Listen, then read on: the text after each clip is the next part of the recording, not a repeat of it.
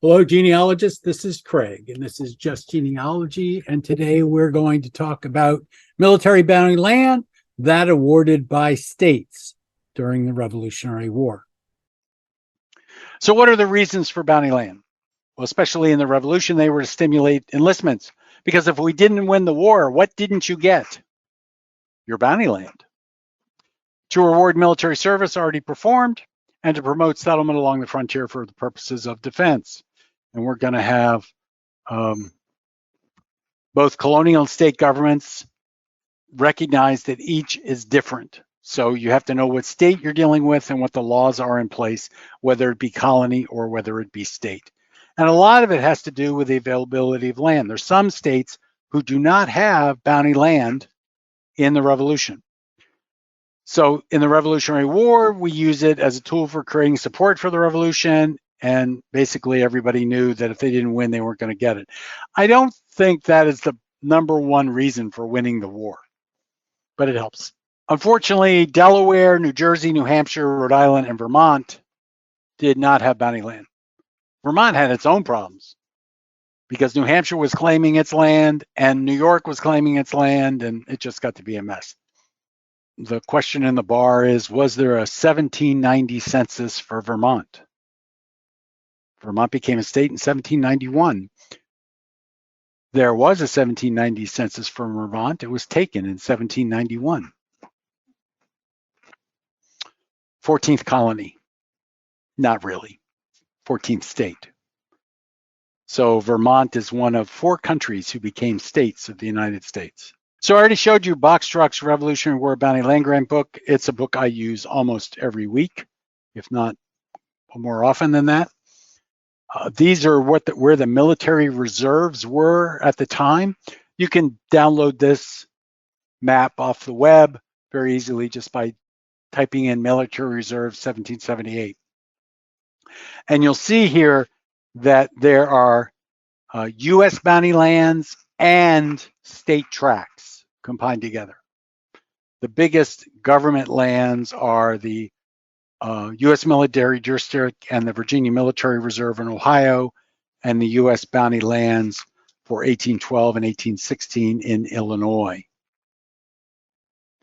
But you can see the Virginia Military Reserve in Kentucky, that's state bounty land. In Tennessee, we have the North Carolina Military Reserve, and they're at the Merrow Tract. And basically, until about the 1820s, North Carolina is issuing land grants in Tennessee, and there's a book on North Carolina land grants in Tennessee. Your experience varies with Revolutionary War bounty land. For example, in Connecticut, you didn't get it for military service, you got it because your town burnt down. So there were the Firelands in northwestern Ohio is where it is, the Western Reserve. You may know that area, but they were for damages in Danbury, East Haven, Fairfield, Greenwich, Groton, New Haven, New London, Norwalk, and Ridgefield. In Georgia, Georgia was unique. Like Maine, Maine and Georgia issued bounty land whether you served in that state or not. At the beginning of the war, Georgia, in fact, through the war, Georgia did not have enough people to even provide a regiment. Although they had a levy of a regiment from the Continental Congress, there weren't enough men in the state to fill that regiment. So they were allowed to recruit all the way up through Maryland. So you find that the Georgia Battalion of Foot are officered by Georgia men, but most of the men in those units are not from Georgia. So Georgia opens up its bounty land to everybody. And you find especially a lot of Virginians who move to Georgia for bounty land. And that's the number one reason they move. And they gave it to British deserters, Hessian deserters. They gave it to British citizens who stayed behind. They gave it to just about anybody. Why? Because they wanted to fill up the Indian lands that they had just vacated. So Maine doesn't even exist until 1820, but folks are getting land up there because who does Maine belong to? Massachusetts. So until 1820, Maine is part of Massachusetts. So Massachusetts is putting bounty land people out there in the Mars Hill Grant. Maryland is populating its state in what is now, there's hardly any people there now in Garrett and Allegheny counties in Western Maryland. that area of the state is about as wide as the interstate that goes through it. Again, the Mars Hill grants for the District of Maine. New York is the Finger Lakes. This is pretty nice land in New York to get. And again, there's a portion of the website in New York State Archives that deals specifically with Revolutionary War claims and patents. And there's a US Gen website that deals with the New York people also.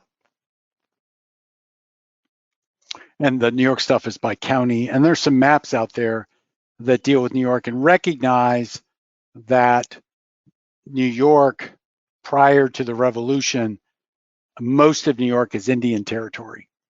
But all those Indians because they support the British, except for the Oneida, they get pushed out and they end up in Western Canada for the most part, and the farther west in the US.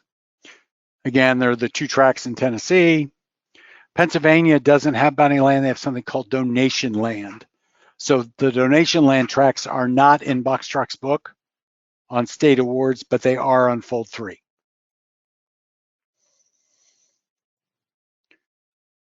And in South Carolina, it's located in the former Cherokee lands. Again, they moved the Cherokees out.